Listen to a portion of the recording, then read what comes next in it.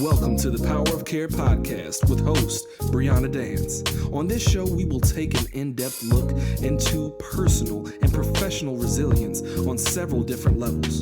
This is a space for people who are trying to navigate the ups and downs of life successfully. Be sure to follow on Instagram at Power of Care Podcast and on YouTube at Power of Care _.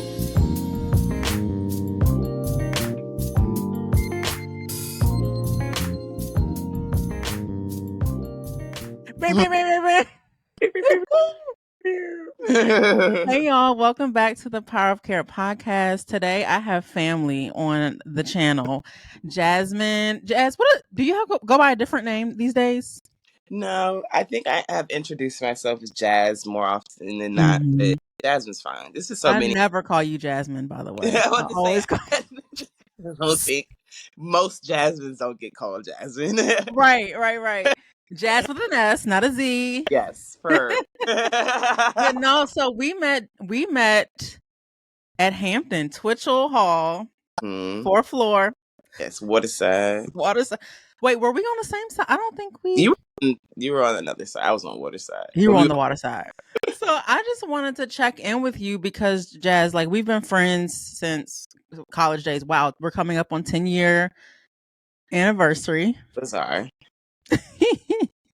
How are you feeling about, like, us being out of college for 10 years? Surreal. Mm-hmm.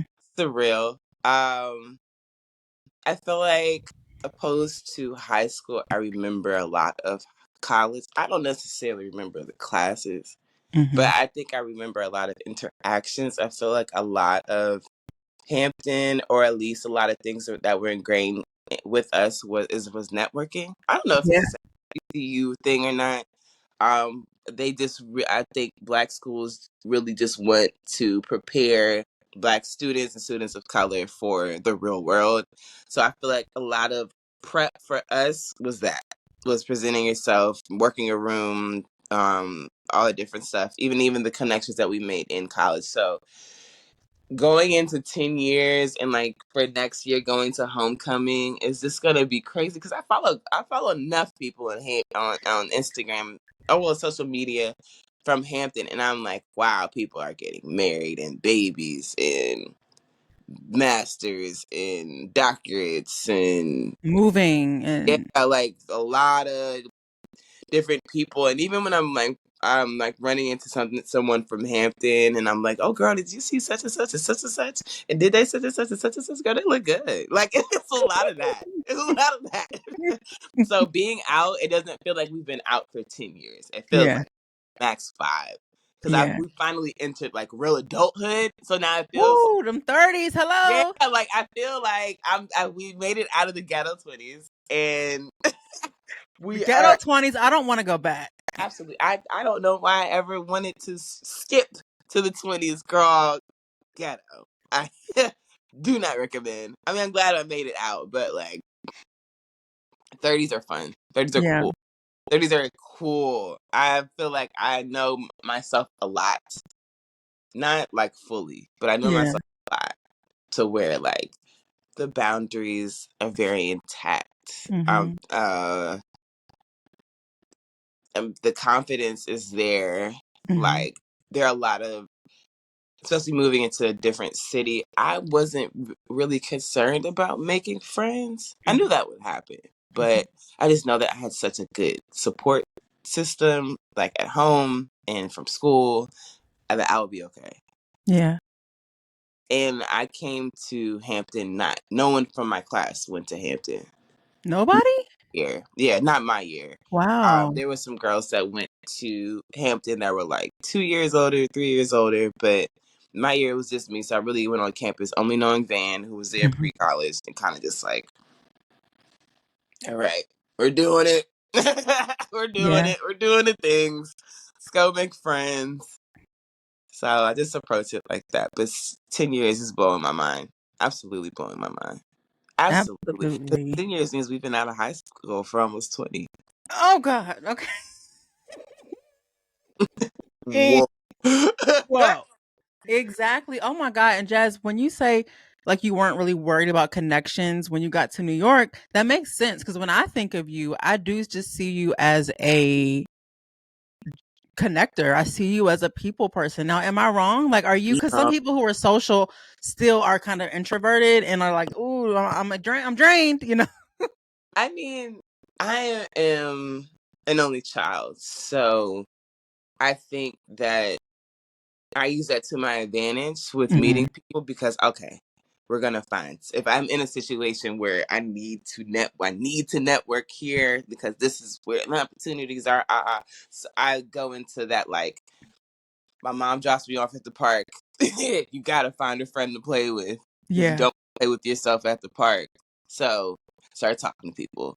You like, Yeah. but I get very anxious and very kind of like pep talks, all of that. Like, girl, we're fine. We're good. You look good. You smell good. We're fine. Everyone's here for the same mission.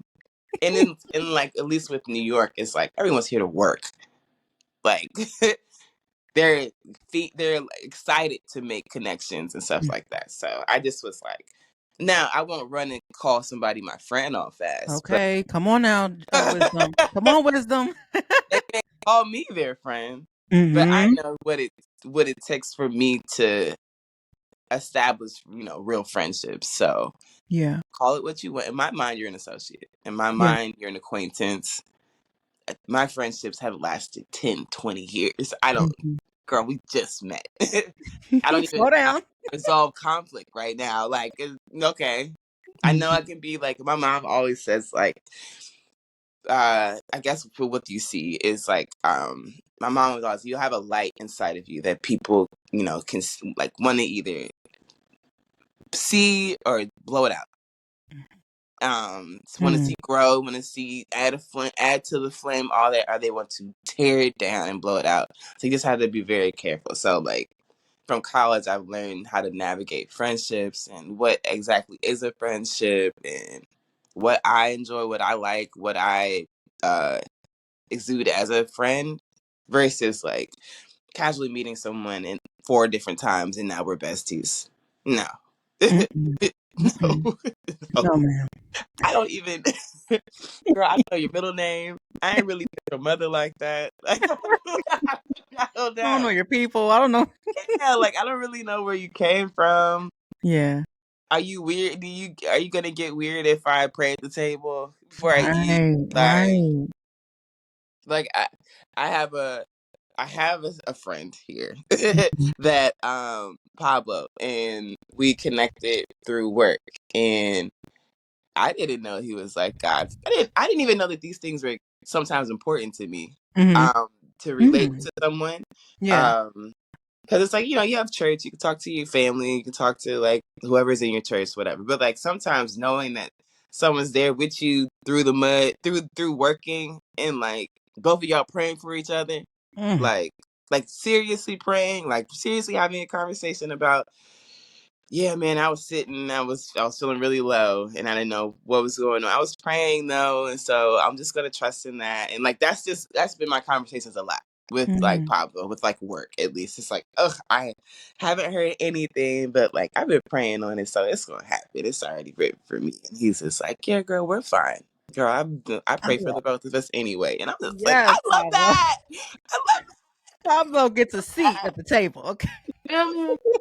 You encourage me. Yeah, we need that because we talked earlier, and life is hard. Like navigating adulthood, like the unknowns and like the gains, the losses, like all of that. And it may sound morbid to some people, but it's just like if it doesn't get better, like what we need support and we need the tools, to Yeah, navigate it.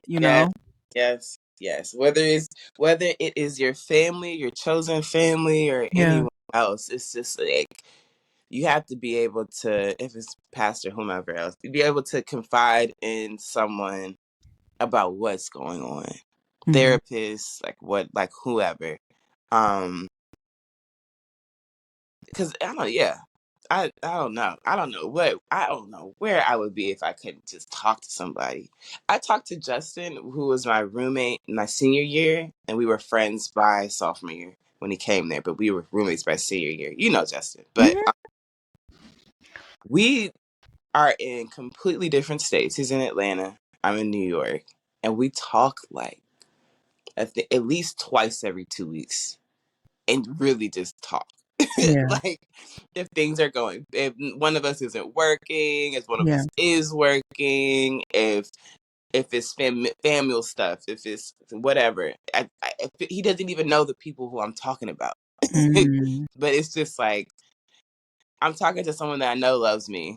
Yes. And at the end of it, he can speak on my character in these situations. So if it's something that's he can't understand, he's like, well, Jazz, why are you acting like this? Mm-hmm. Or if it's something accountability, he'll tell you, he can like, hear that. Yeah. yes, literally accountability. You need to have an accountability partner in life. Yeah. It does not have to be your mother. It does No. not have to be your partner. Right. Mine is my roommate from from college. And we just stuck it. Like we are friends. Yeah. Like we're Renee Pass, who because we're on the podcast. My best friend from growing up since we were 5, passed away 2 years ago. It was sudden. We were the same age, so I'm 30. We were 29 then. In a car accident. He knew so many people. That I think a lot of people in our area were familiar with his death. But Renee Haley, but it's been hard. It's still been hard. Yeah. It's 2 years later, and I still cry. For sure. I still miss my friends, that kind of stuff. But oddly enough, because like you said, I guess I am a connector. I pride myself at being able to put people together, like your friends. Like not all friends mesh well together, and you have to know that if you want to host. Like if you want to be the friend that does things with all your friends, like know your friends. And there was a point where Renee and Justin had met. Mm-hmm. Through me. Justin's met a lot of people, actually. He's met people from high school. He's met family. He has definitely indoctrinated in the family. But with Renee specifically, they ran into each other in Atlanta. Without you? Like, without me. He was like, yeah, I was just out and so ran into him. We were like at a bar or something, ran into him. And I was like, what? He was like, yeah, like, we just chopped it up. We talked about you a little bit, chopped it up, seeing what he was doing out there. He was visiting friend Brian and left it at that. And then when I found out the news, he'd known some people that I knew from social media. People might have even called Justin. My mom might have called Justin. I don't even know, because I know I didn't say anything to him. Yeah. But I got on I was going through everything. Like this is the day it happened. Going through everything, and then he calls me. He calls me at the right time. Like it's a kind of a time where it's not I'm not talking to anyone. I'm not crying. It was just a good time for me to talk. So I Yeah. call him, and I don't think I say any words. I think it was just him just being on the phone, and I'm losing it, bawling. He tells me that story, and then he's like, Jazz, do you want me to come up? Like, do you want me to just come in town? And I was like, Justin, I would really like that. Please. Your tears said yes. So he flew out, and he was there before we buried Renee. But that's what I mean, just by like support. Like I don't have many friends or people I call friends that would go through that length because of like all that I'm going through. Like that support to me is vital. And I'm only child, so like I wasn't born with support. Right. Like some people, like I had to make my family. So like, yeah. So when things are rough, I call Justin. Then I might call my mom, because then you talk to your mother, your father, your guardian. Then I just start picking at stuff. Well, if you did this, girl, I didn't call you for Girl, all. not now. I could dump on you, like. Right. you gave me life. You don't even know anything about what's going on. But yeah, I think that support thing is vital.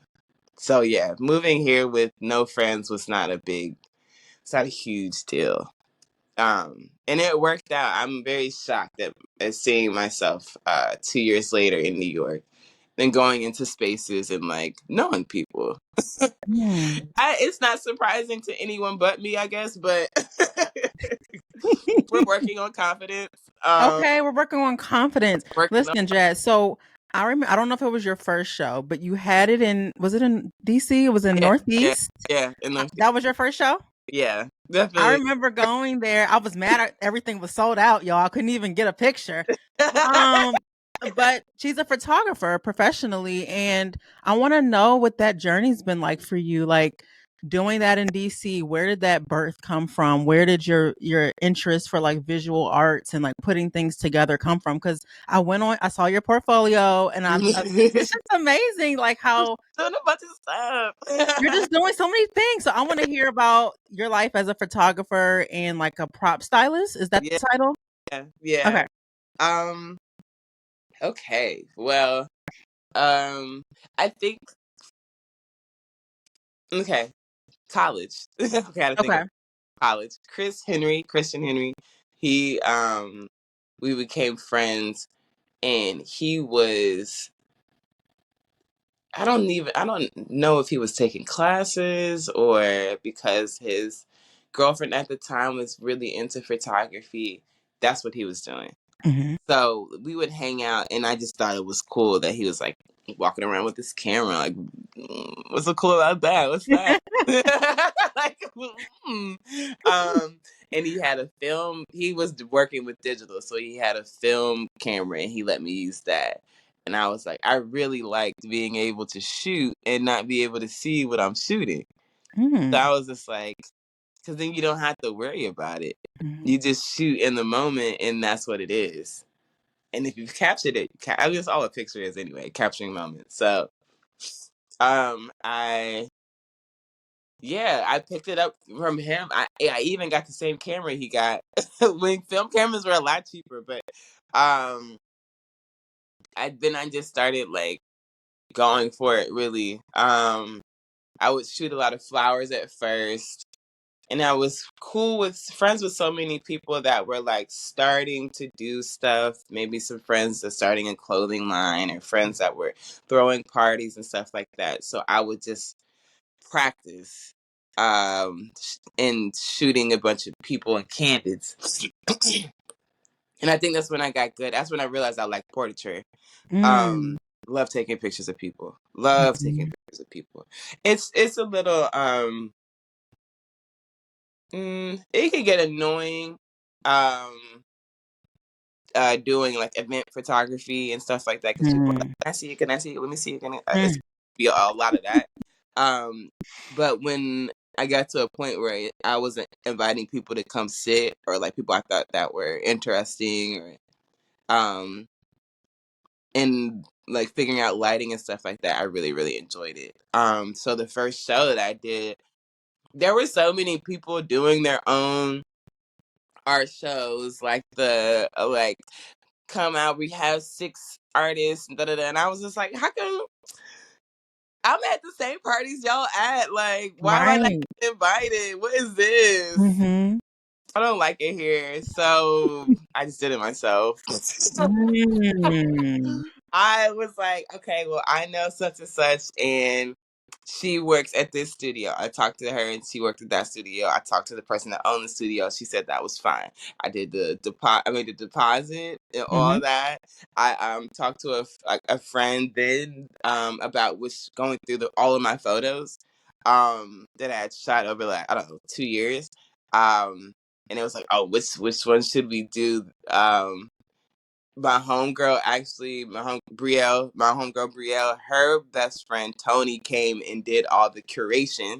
So she like spray painted stuff. She made the Mo pink and stuff like that. And I just was like, I sent out a mass text to all my friends, and even figuring out the prices. I was like talking to my mom about it. Like I just like I charge. What do you think? And yeah, I didn't even have a DJ. I had a friend from Hampton, Jesse, who actually is an associate producer now, random. Oh wow.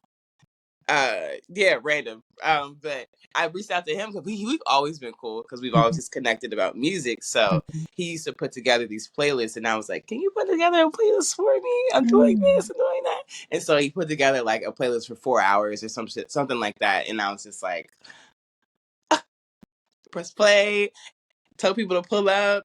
People pulled up, Jazz. Like Those and got like wine and cheese and stuff, and then I think Brielle and Brianna worked the table. And I put out like business cards. My business cards were I'm actually going to her wedding in February. Ashley Bozeman, because she was my roommate junior year. And I asked her if she could help me do the graphics for my business card. So my first business card, she did the graphics for it. It was a cute little square, and it was like a photo that I took, and it had like my information, my Instagram. And put that at the table where the wine and the cheese and the crackers and stuff like that. And then my friend, like a networking girl, and then my friend D'Angelo at the time, he was a chef, so he made like aiolis and things to dip, a bunch of stuff for me, hors d'oeuvres and stuff that people could just go, and it just ended up being nice. It ended up being nice. It ended up having a really good it was turnout. crowded, and I can't. I think there were waves because, like, Yes, yeah. people were coming in and out, and I was seeing people I knew That's from the like as I was same. leaving. Everyone, people you at least knew like 4 people in there. No one went in there not knowing anybody. Like Yeah. it was very artsy, very guerrilla style, whatever. But I love that. That was a fun first What show. did it teach you? What did doing? Because like you named a lot of people that you knew that you tapped on to help you with this. So like, what did doing that event teach you for like maybe where you are now? It showed me that people can show up and not want anything in return. I sometimes I pull back on different things because I don't want to burden someone. I don't want to do anything like that and like put someone in a weird predicament, or at a point where they have to charge me something where I can't afford, and I thought we would get a friend discount, or, like stuff like that. I'm just like, I don't like to assume stuff like that anymore because of that.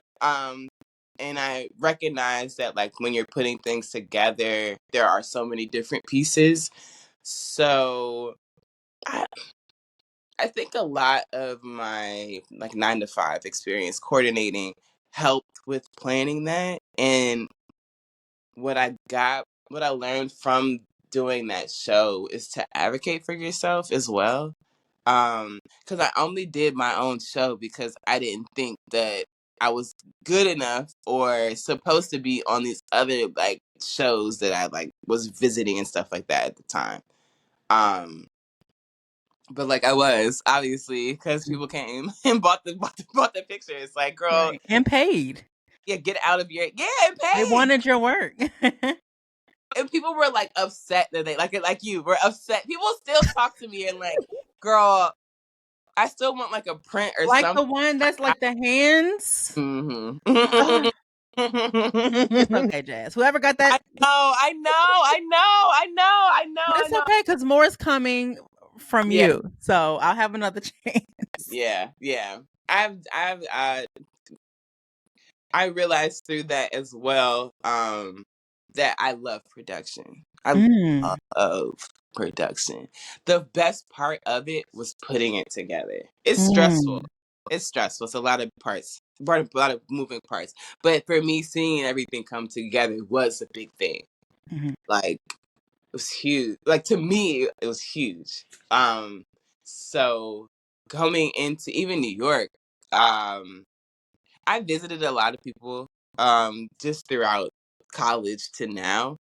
there's people in LA, Chicago, Philly, whatever. I got to a point where I was bored in Maryland. I was just visiting people. Girl, what you doing? I got a free weekend. I'll visit you in California. I'm gonna go to San Diego real quick. But New York always stuck. I've always like been to New York and been like, I want to live here. Like I don't see myself living anywhere else in the next 4 to 5 years, at least. Maybe in another country, but I haven't visited anywhere where I'm like, yep, it's always been New York. So finally, COVID gave me the courage, sitting in the house so much, gave me the courage to move, to put together the pieces for that. But I moved here not knowing what I was going to do. Mm-hmm. I just knew I didn't want to work the same job I had then. So, I came to visit a friend, Elle, from high school. I visited them. They were having like a birthday picnic or something in the park. So I go to the birthday picnic. I feel like this is a very New York story. I go to the birthday picnic and a bunch of people are there. I'm getting an idea of like what people do as a casting director. There's a stylist, there's a writer, there's all these different cool jobs. And I'm like, whew. Wow. Fancy. Anything yet, but wow. We go back to Elle's house, like after the park, and we're just having drinks at Elle's house, and their friend Getty shows up, and I'm like asking the same questions. Oh, hey Getty, how do you know Elle? Like, what do you do here? You're free. She's actually from the DMV. Small world. Um, and I asked what she did, and she was like prop styling, and I was like, what is that? And then she was just like, on set, you have to move certain things and blah blah blah and set things up, like just explaining what it was. And I was like, that is so interesting. I was like, so you're just moving stuff on set, like you're styling the set for all these different people, like or companies or whatever. Specifically, like she does interiors, so it's like room staging.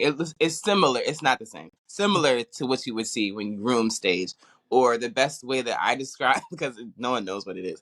I describe it is when you think of a Macy's catalog, someone has to put that together. Because when you go to a studio, there's nothing there. They have to bring the bed. They have to bring. Whoa. They have to bring the. Well, you're not bringing the bed. The company will bring a bed. Right. All that they'll bring is the bed, and you're renting furniture, get a nightstand, a lamp, flowers. Then a soft stylist does the soft things, so the bedding, the curtains, the towels, that type of stuff. Literally And the I soft didn't stuff, know, right? yeah, I didn't know all this stuff existed on set. Like in movies, you can have a set dresser where their job is to follow the mood board that they have for the room that they're shooting, whether it's film or movie. That's why like things are legitimately in a place for a reason when you're Like at they're it. strategically placed and chosen for that. Yeah, but Wow.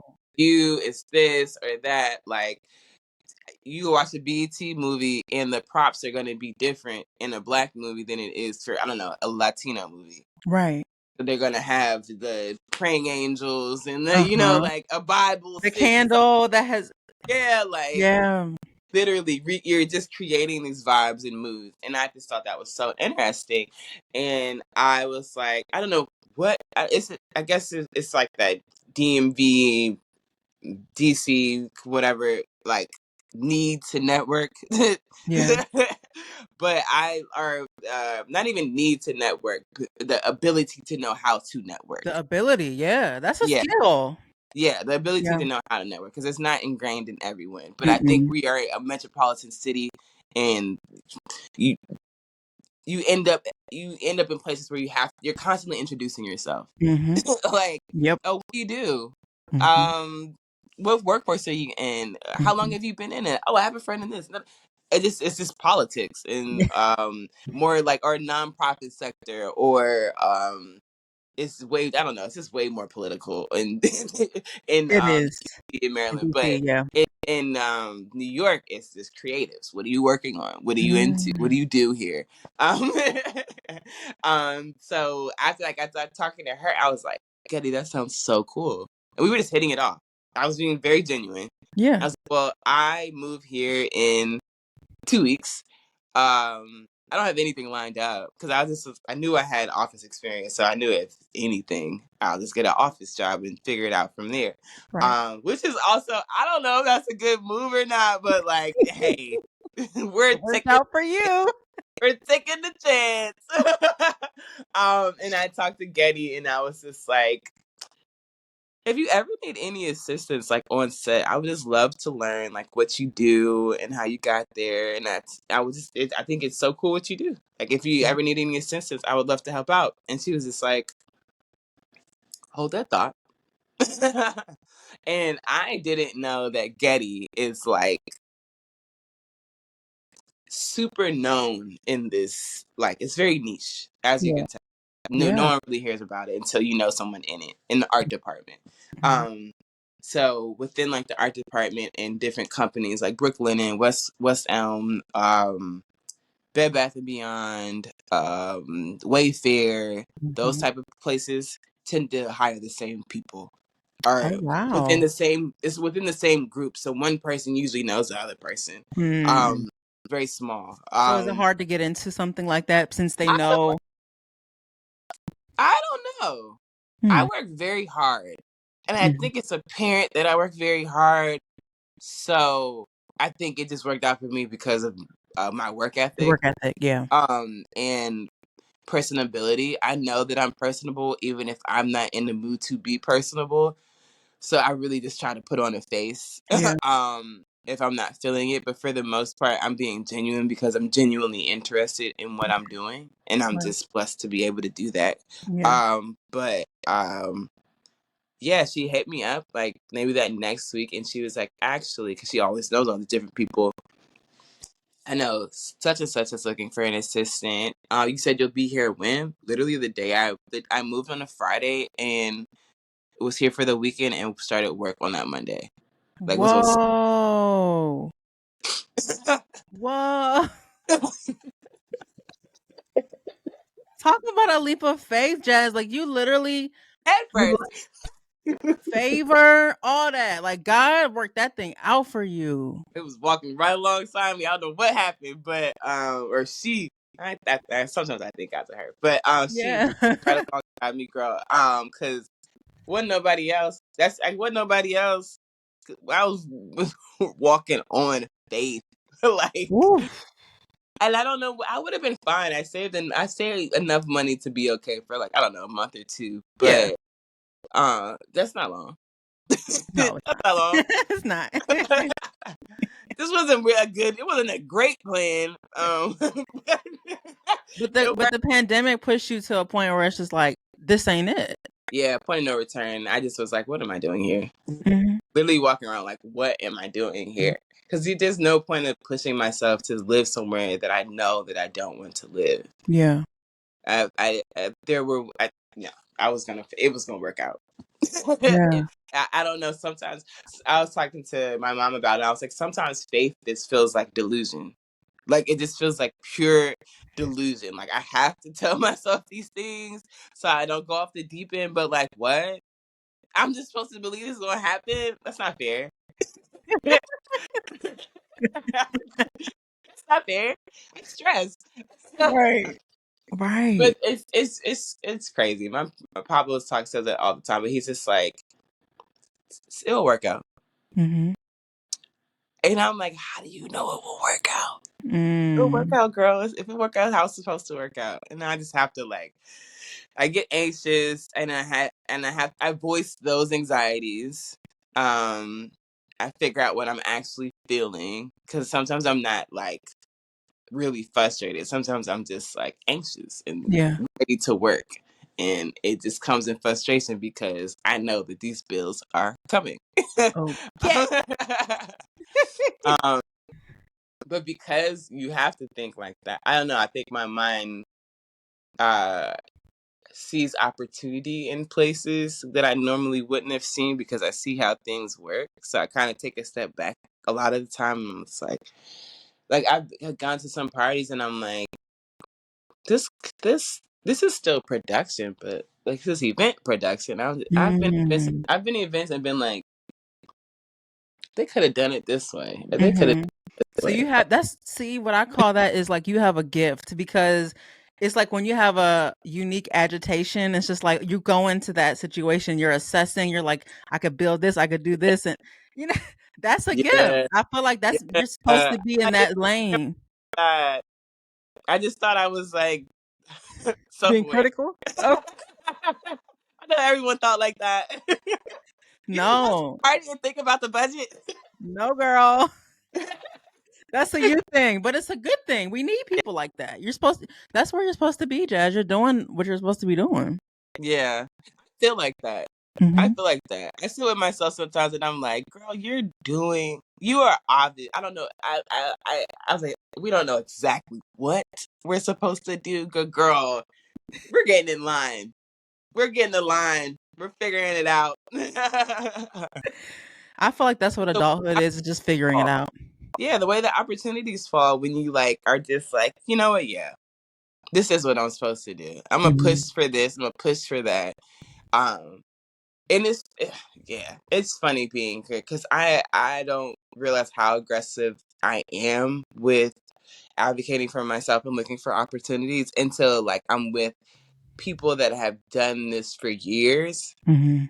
Like I've met some like very OGs in my side of the industry, Mhm. and they're like, I'll tell them like, oh, how did you get into it? And I will say that story. Well, I had a friend that's a prop stylist, and we met at a birthday picnic, and I just asked if she needed assistance. And then I met the people she met, and then I asked if they needed assistance. So now I ask like 10 people once a month, do you need assistance the next month? And they're like, girl, you really do ask me every month. Like, yeah. Wow. Because So, what is advocating for yourself? Is that natural, or you feel like that's something that you had to learn to do? I had to learn to do it. Okay. Had to learn to do it because I feel like I grew up in a time where intellect and experience spoke for itself. You Mhm. didn't really have to even be this personal person or who you knew. I mean, Right. that's all thing, but like who you know. Are you smart? What's your GPA? Or Mhm. yeah, I usually it's that. Usually those are the things. Those are the things that I was taught my whole life to get a job. Right. And moved to New York, and it's like, girl, I don't need no resume. Like, You're from Getty, right. right? What? That's all I know. What do you mean? Came to New York with a bunch of business suits and slacks. Listen, Hampton taught us we need to have that Resumes black suit. ready. So experience sometimes can trump like all the formalities that we're taught or that we see or we saw. A vibe. Sometimes Mm. legitimately a vibe. I went to a birthday this week and was talking to someone who owns their own, not a big, but owns their own production company. And I was like, oh, well, I'm in production. That sounds amazing. We should connect. Follows each other. Like, we'll figure something out. We're no resumes exchange. She didn't ask to see my portfolio. Matter of fact, it took me maybe 8 months of being here to realize that I needed to put together a portfolio because I thought that was for like wardrobe stylists and stuff like that. But no, when you like are doing this type of work, people need to see what you're doing. And I don't think I realized what the different stuff I was working on. I just thought it was all cool. So Mhm. now, like 2 years into it, freelancing, I'm more of like, okay, yeah, girl, I'm gonna need those pictures after the shoot. Mhm. Um, or can you send me that? Or do I have your permission to post this? Because now you need to see what I'm doing. Yeah. Um, like, because people still don't really know what I'm doing Mhm. here. Mhm. It's just Cuz I'm figuring. freelancing is that cuz you don't always know when the next the gig is, or it's not like, how does that work for you with this Oh, role? very much that. It's Yeah. very. I try to fill my week. Like I said, I talk to a lot. I talk to a lot of people. I talk to Mhm. stylists. I talk to producers that I've met on set. Mhm. That I've will say on like maybe the last day of shooting or for so one day shoot at the end of the day. I'm like, hey, is it okay to reach out to you by text for any future projects that Yeah. I could be considered for, because I would like to be considered for it. I really enjoy working with you. Like, seal the deal, reintroduce yourself into Yeah. folks. And being a person of color is huge because Mhm. there aren't that many of us. So Mm. sometimes when I'm working with a black producer or something like that, um, like I literally okay. So I applied to like on a job, like a Instagram that posts a lot of jobs in production all over, like Mhm. Miami, LA, whatever, New York. So New York is always up there. So I go and I check. Um, there was someone. There was an ad for they were looking for production staff in LA, but like looking for all black. Mhm. Specific, hope like POC, da da da da da. I'm like, Yeah. oh, y'all looking for the Y'all black, looking for me? looking for us. And I'm thinking like, well, I can always go to LA and work. I got a place to stay in LA. Mhm. Um, it didn't work out. So, but the guy that reached out to the guy that reached out to me and was just like, they're looking for someone local in LA. Van Gogh Jones reached out to him. He was just like, I've actually heard your name before. So hopefully we can connect again another time. And I was like, now how do I know this person? Because I don't actually know him. He was just, I've heard your name in production. No, how? I go on Instagram and look up his name and find his Instagram, and I was just like, oh, he went to Howard. And there's like, Mm. I think we have like 10 mutual followers. I'm looking, I was like, oh, I didn't even know who this is. Okay, cool. I've heard this name before as well. So I emailed him and I'm like, he's like, well, he's like, we're shooting in LA, but I'm actually based in New York. And I'm like, okay, cool. Well, like, would you like, I was like, well, if you're based in New York, I'd love to chat. We have a like a coffee, not date, but meeting tomorrow just to Yeah. connect. Wow. Like, from not getting a job to still being like, I would love to work with you. I've heard your name before, whatever else. I would have done that anyway because they were looking for a black cast. They were looking for a Yeah. black production team. So I'm always gonna want to be a part of that. If y'all have something else, it's never an issue to fly out to LA and blah blah blah blah. I mean, it might be an issue, but they don't need to know that. Right, right, right. It might be tough to get there, girl, but I'm gonna get But there we to gonna get there. work. And so yeah, so just even like yeah, it's sometimes it's stuff like that where it's just like, wow, I can just talk to people and they hear me out and want to work with me or like want to try to work with me or look out for me because just for the sake of me being this black professional. Yeah, who you are. Top of like working hard.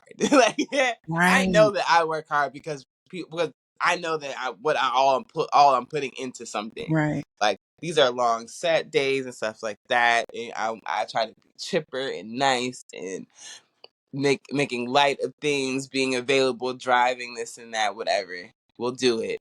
Mhm. But to be recognized by someone else is always really cool. And reaching out to him is just another thing where it's just like that network bug it's just in you. Mhm. I mean like, and I wouldn't even say if you're an introverted, because I can be introverted. I had to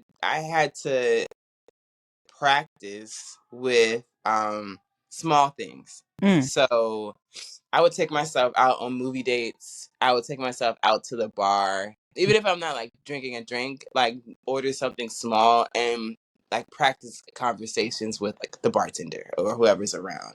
Because you never know who's around. But Right. you get especially like a little bar like a Fridays or something like that, like super chill. or like a cute little set a vibe for yourself, look cute, and just like go out. Mm-hmm. Or go out with a buddy that is extremely extroverted, Mm-hmm. where they're just like, oh, this is my friend such like, okay, now Mm-hmm. they did all the work for you. All you got to do is come with it. You just got to come with it. And even being honest with your friends, if you are out with an extroverted friends, to like, hey girl, I'm trying. I really am trying to pick up some like conversation skills, because I know that I live in my head 80% of the day. So this is me trying. If you trying is just ordering a drink that night, then hey, that's what it is. But the next time you go out, you'll be able to do it by yourself. You know, like that was I the shit. love this is really practical for some people listening, because it's not everyone's built the same. We're not all built the same. But I hear so much intentionality with like you kind of facing Yeah, that fear, and like putting things in place, like systems in place where you can do it in little bits. comfortable doing it, because it's like you Yeah. know that you have to do these things. Yes. I have to text these people in order to work. Right, right. Like, as weird as that sounds, I need these people to know that I'm looking for work. Like, I'm out here with a chain, like a can. At least it's not that bad, but at least until I like am able to get a job with like a production company or something like that, where Yeah. constantly be able to get work. Mm. But I go to these things, I go to these events, and I'm not even I feel like I come off very social, but like I've been out with people who are really social, who like Oh wow. work a room, honey, and the room is big, and I'm like, oh wow, that's the goal. Right. That's the goal. But doing it comfortably and Yeah. doing where you like, yeah, building yourself up. Definitely building yourself up. That was a big thing. I think that's why I'm so comfortable with it. But with me, it started in the park trying to make friends. Um, Mm. not everyone has When to you were do. a child, it started in the park. Yeah, not everyone has to do that. I had to Mm. do it. I didn't come to the park with friends. Right. Because only child. Yeah. And meeting friends at the slide. You know, like getting to know people running around. Y'all trying to swing, like, like, and meeting people that were like, well, yeah, me and my friend, and my friend, and my friend, and we're gonna go to the slide. You wanna come? Next thing you know, you could. You go next You Saturday. rolling deep now. Saturday. See you next Saturday. It's the Right. gang now. That's the gang now. And I love that your mom prepared you for like how to navigate that space, because you may have a gang, but it's like not everybody in the gang may be your gang. You know what I mean? Right, Like, right. No, seriously. Yes, that. And my mom is an only child. So wow. only child of an only child. So it's not like I even had cousins that were like around. Did you ever feel alone, Jazz? Like, did you ever like? Was it?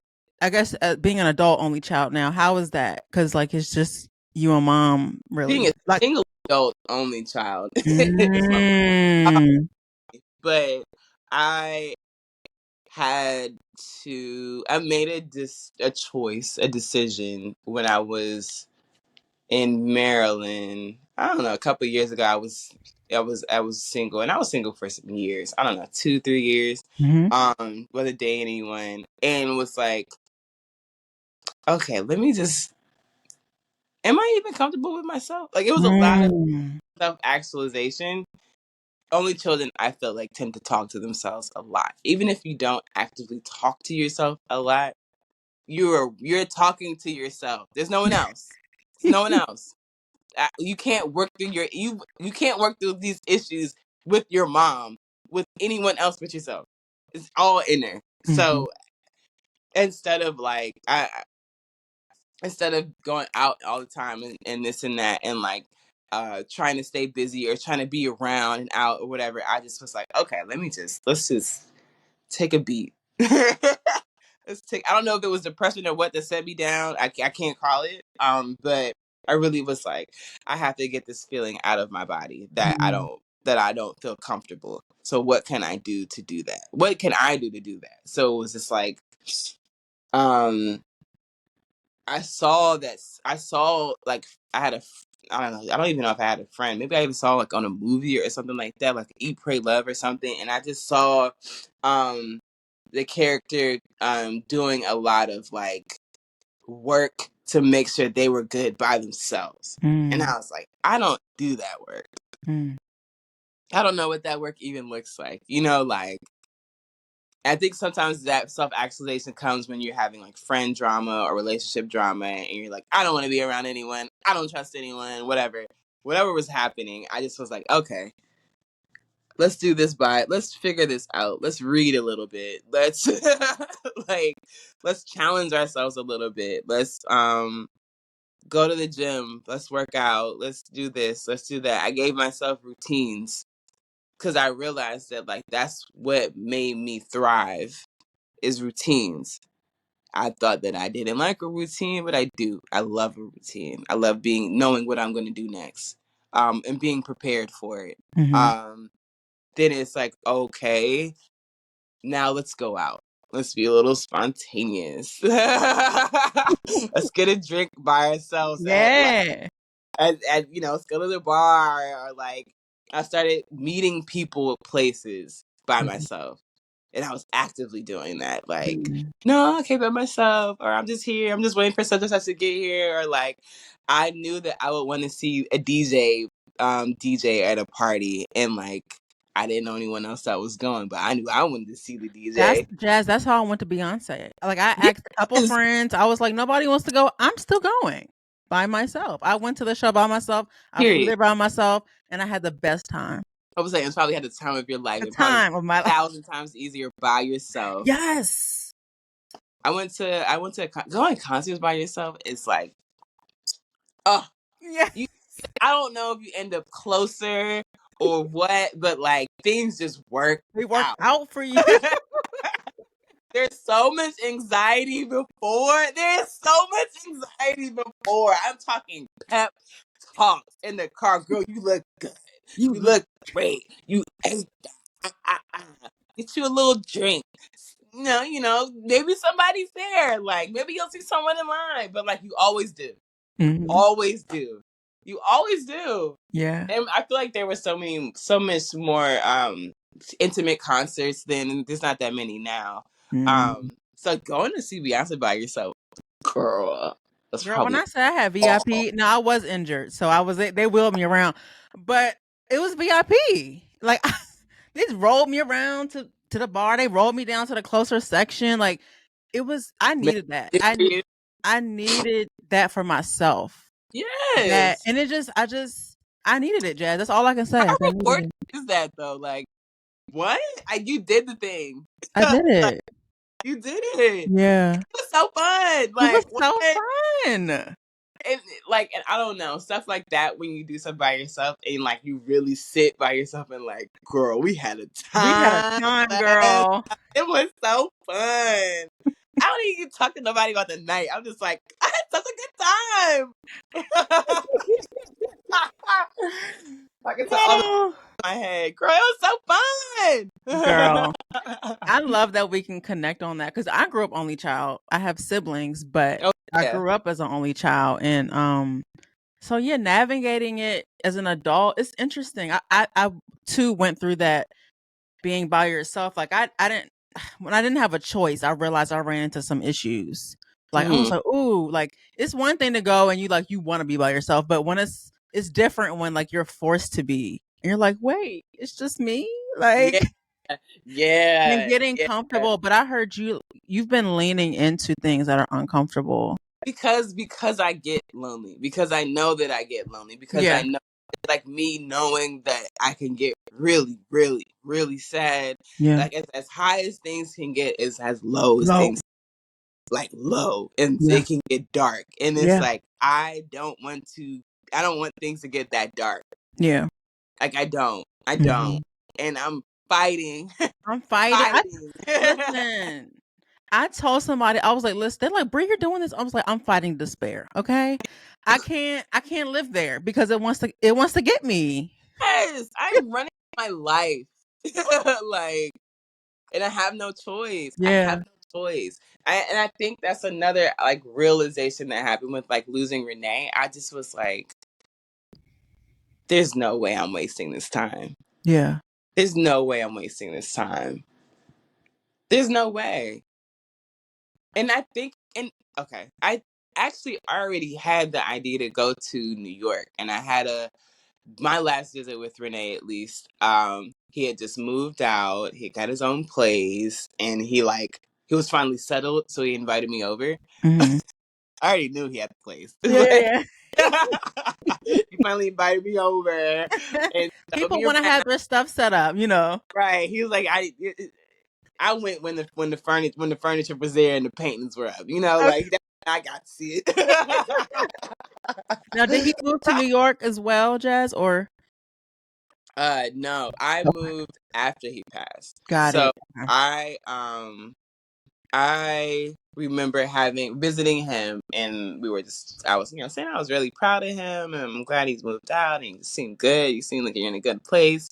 And I was just like, yeah, man, I think I'm going to do it. I think I'm going to move to New York. And he's been around and seen me traveling back and forth to New York. I spent one summer where I was living You were there never in Maryland. more than I was in D.C.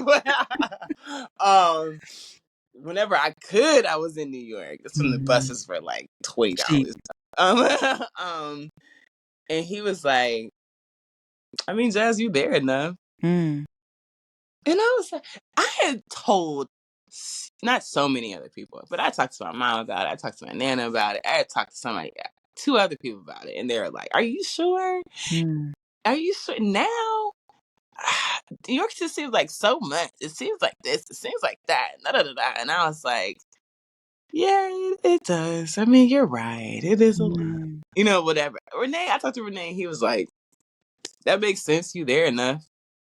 I was fine. Like his blessing, like he's like, he you was know like, what? You're it makes right. sense. Yeah. I said, you know what? You're right. You're right. You're right. You needed that, Jazz. I am. I literally was like, I am there. I don't even remember saying much after, but I remember being like, that's what stuck with me. Yeah, I was like, yeah, I am there now. I absolutely am. So, yeah, I'm going. Yeah, no, you're right. You're right, bruh. And like I said, I was able to tell him how I was proud of him for the apartment, and we hadn't seen each other in like a month or two or something like that. So I was there for, I don't know, 5 hours. I was able to give him a hug, tell him I love him, all that stuff. I got a lot of closure with his stuff, luckily. Which I figured it had to happen like that, because there's Renee, if you left me just leaving me all crazy, right? So I'm glad he got to say bye to me. I'm glad we got to say bye. But yeah, that was just like no, you're right. I do belong in New York. So you got that validation from somebody you trusted, because people you love that mean well, they were like, no, I don't know. Yeah, they didn't put any doubt in my heart. It just was like, yeah, nah, Jazz, I see that. That makes sense. That makes sense was like, it makes sense to me too. Okay. Like, yes, this is the time to go. Yes, you're right. You're right. I'm supposed to be there. What a gift. I really hear that as a gift to you. Like, to hear that. Yeah, no, that's surreal. I mean, it's surreal because like July he passed by. And I moved October. So it was like maybe another month of like getting my money together. His mom gave me some of his furniture. So I helped like furnish it. Like I have his bed, and there's some more stuff that I have in here she let me have. Clothes and stuff like that. But just like, okay, yeah, no, I am supposed to be here. And I just feel like he's here with me. So like he's literally with you. You have him represented all in your space, and then obviously in your heart. Yeah. Oh, through and through. Through and through. And that's just this like, I don't know, like I said, support. And he's not even here, and that just was enough support to just kind of like guide me through some things where it's like, no, you're right. I am supposed to be here. You were seeing something I didn't even see yet. That like my mom didn't even see. She's stressed out. I mean, Brianna was stressed. out. Yeah. My Nana hasn't even visited. My mom has visited. My Nana hasn't visited yet. I think New York scares her. It's too many. Is it too like It's a lot fast going paced? It's a lot going on. Luckily, I'm in like Brooklyn, in a chiller part of Brooklyn, at least in Crown Heights. But my mom visiting now. Like her last visit, she was like, "Okay, I get it." It's still not for me. Like she came, was putting on her outfits, and Mom be dressing like all of y'all. She put it on. But yeah, having her here, and we were really talking when she was here, and she was just like, "Okay, I get it. I get it." She's like, "I just worry, especially because I freelance, and like the industry it cannot happen, like with the strikes and stuff The like that. strike, yeah. There's a lot of things that weren't happening because I wanted to move into film and television, and I was finally meeting people that were in those spaces, and then it was like, "Girl, we're just waiting for down. we're just waiting, we're just waiting for the check to clear." You know, like dude, now we can't hire you out yet. We wait for the green light. Wow. But it's still like it'll happen. It like will. I'm not this close for no reason. I constantly think that. I constantly think like that. Where it's just like, all right, well, I'm this close.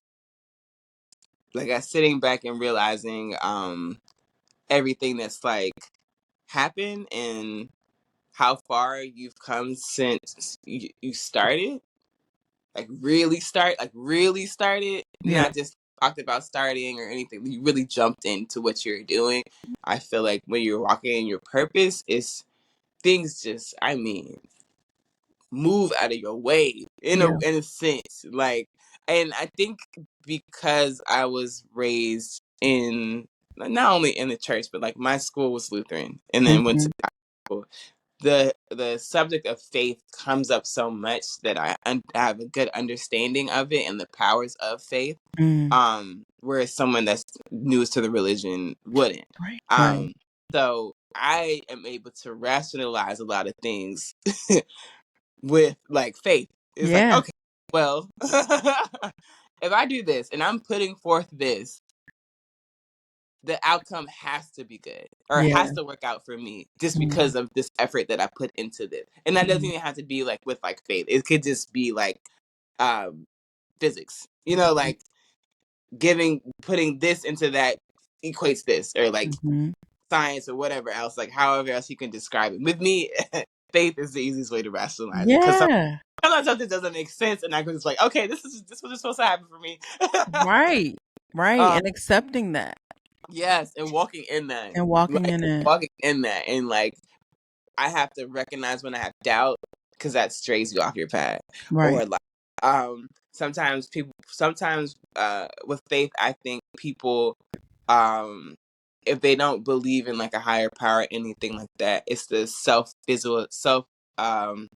the creative visualization of like what's to happen. So manifesting. You manifest something. If you don't believe in God, that's faith. I mean, if like that's true. It's a form of something, some type of faith. Yeah.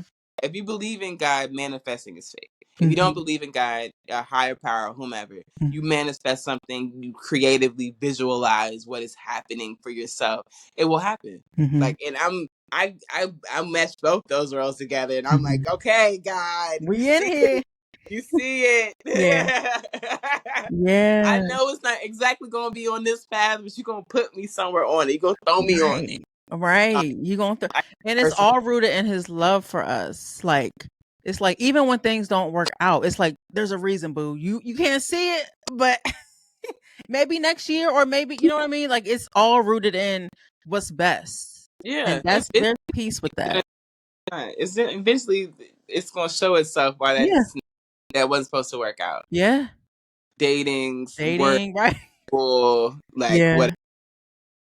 Because for a long time I was like, girl, why did I get this degree? Why do I have a psychology? Because you have a psych degree, right? Okay. I feel like, Jazz, that's still because, you know, I'm psychology background too, but I feel like it's a human degree, so it just makes sense for you.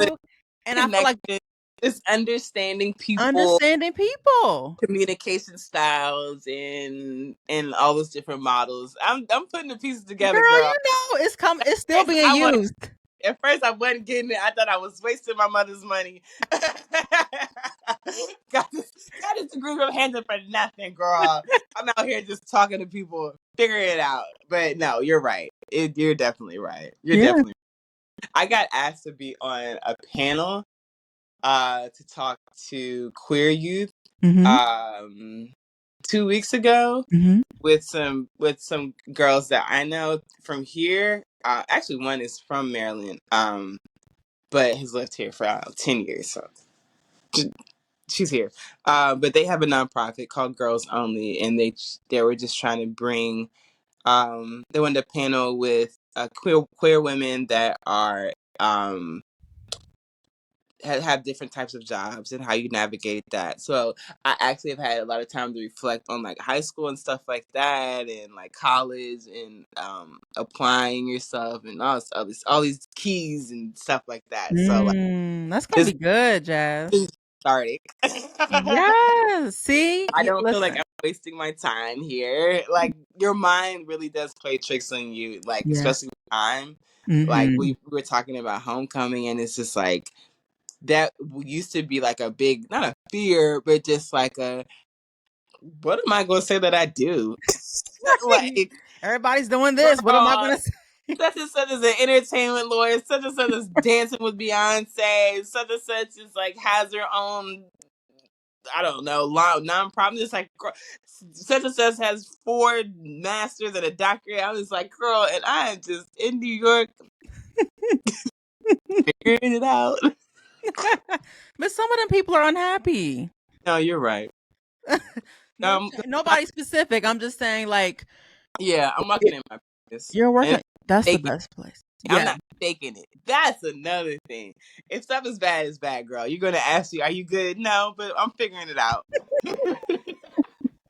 We No, but figuring it out. that's enough. I woke up today, girl. That's where we're at. Okay, that's Like a win. I woke up. a win is a win. Oh my God, Jazz. As we kind of end the conversation, like, Mhm. what's a resource or a song or a product or something that you enjoy or you've been using that's been kind of keeping you this season, like keeping you afloat? Ooh, because it's seasonal depression time, right? Yeah, it is. Hobbies, Mm. little hobbies, big hobbies. I try to get into the gym at least 3 times a week. Mhm. If I'm not working, then I'll try to be in as much as possible. But for me, I recognize because I played sports and stuff, I am a better person when I'm physical and Mhm. when I'm exerting a force and I'm Mhm. getting this anxious feeling out, legitimately getting the anxious feeling out of my Yes. body. Yeah. So that can be, I don't know, Pilates, running, jogging, whatever. So I always walking. Mm. Ooh, a hot girl walk. I love a hot girl walk. Girl I walk. went on one That'll do it. yesterday. That'll do it, girl. I mean, you'll finish that walk. Think you could take over the world. I advocate walking. I try to get my mom into walking. My nana walks. I have recently. We had a sewing machine at the house, so my downtime, I'm teaching myself how to sew. So Wow. very weird. I call it. I talked to my mom, and it's like I call it like my only child trait to just kind of like the ability to just pick up things. Like I'm gonna focus on this now, and so I'm gonna hyper focus on this now until I figure it out. Mhm. Mhm. With me, that's been sewing, so that's been cool. I pay attention to book recommendations. Um, so I have a couple books on my list. I've had All About Love by Bell Hooks, Oh, but I've I been think hearing all about that. I'm in a better place now where I can like really sit and read it and Yeah. take it in. I don't think I was in a place before where I was even thinking about self-love, loving somebody else. I just was thinking about figuring it out. Yeah. But now it's like around the time, well, girl, to take some time and figure it out. During this time, I bake a lot. I will be on TikTok looking at a bunch of recipes. Um, um, yeah, I think physicality. Hobbies. Yeah, hobbies. Filling your time up with something like making Yeah. myself busy. Yeah. But I think it is. Like, I'm building a skill, okay, whatever. But Yeah. I'm not just like spending hours on TikTok, or Right. like, if I want to do that, fine. But I don't want to do that for like 3 days. Right. You know, if I want to do it and I want to have a day of nothingness, then it's Yeah. a day of nothingness. Right. Making dates for myself. Luckily, I'm in New York, so people will ask me, "Hey, what are you doing today? Oh, you don't have plans? You want to go to this? You want to go that? You want to go to that?" Mhm. Sure. Let's do it. And if I don't feel like pumping around the city, then I won't. Shout out to the power of no. Okay, listen. That's So what they say. It's a sentence. It's a complete. It's a complete sentence. yes, no is a complete sentence. I love that. But yeah, those are like the biggest things.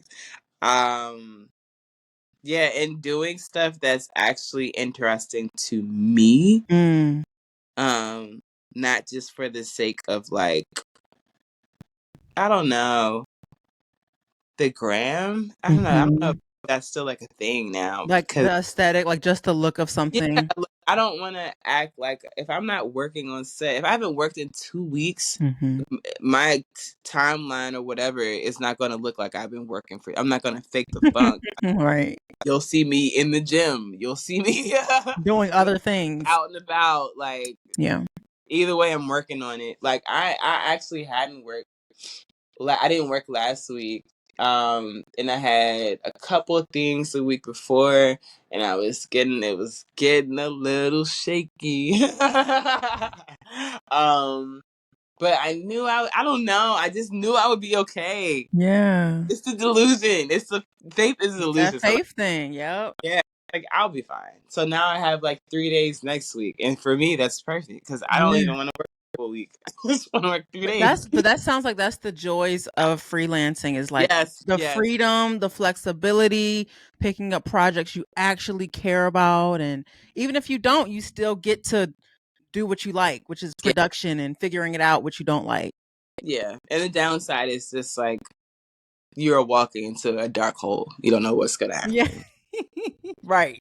But scheduling with you don't know what's gonna happen. You don't know. But yeah, it's been good, and yeah, during this time, I would say, treating myself, dating myself. Mm. So whatever comes with that, with me, that's been working out in hobbies. Yeah. No, that's Jazz. I'm kind of the same way. Like, that's why when I got injured, I was down and I was like depressed. Like when I tore my ACL, I was like, oh great, now I can't work out, which was I was using that as a, coping mechanism. Like, it was helping me to keep my anxiety down. But then I'm out. So Yeah. I get it. Like, being active is like the best. But now I'm good. Like, I'm off crutches and all that. But like, I had to get out of that despair of like, I can't do this, I can't do that. And I was like, no, I'm gonna go to see Beyonce on my crutches. Because you can. Because I can. It's not the end of the world. Because she's not turning you down because you're on a crutches. That's your mind. Like, it's my mind, right? Your mind. You're handicapping yourself in your mind. Ooh, that's a bar. Oh, girl, we could talk on and on, but I just wanted to say thank you for like just sharing, making yourself available. And like, I feel like this is therapeutic, to be able to just talk to someone genuine and to learn from you. And I know it's going to bless people. So just, girl, I'm just praying for you. Like, the gigs are coming, like the leveling up is there. I'm excited. Fair. And likewise, thank you so much for having me on your podcast, which is such a cool deal. Whoa. We'll see where it takes me, girl. I'm ready. All right, girl, to the moon. To the moon.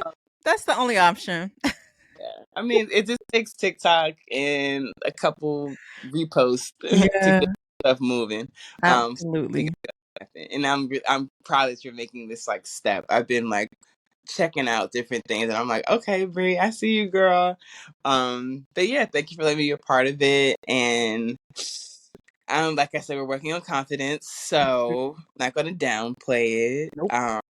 I'm grateful to be where I am, and I'm excited, and I'm glad that you saw what you saw. You saw the light in me and wanted to tell your viewers. So, Period. The end.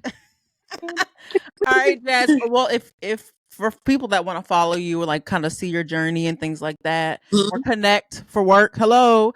hello. How can they contact you? What's the best way? Sure. My Instagram is at Jas McBurr McBurr. My email is needmopink, because in my mind we all need more women on like around in these different spaces and places. So NEEDMOPINK at gmail.com. And yeah, that's it. That's all I got. Oh, perfect. And I'll put that in the description so people can reach you. All right. Love you, girl. Love you too. Thanks, Bree. Thanks for tuning in to the Power of Care podcast. If you'd like to hear more, be sure to follow us on Instagram at Power of Care Podcast. And be sure to subscribe to us on YouTube at Power of Care _.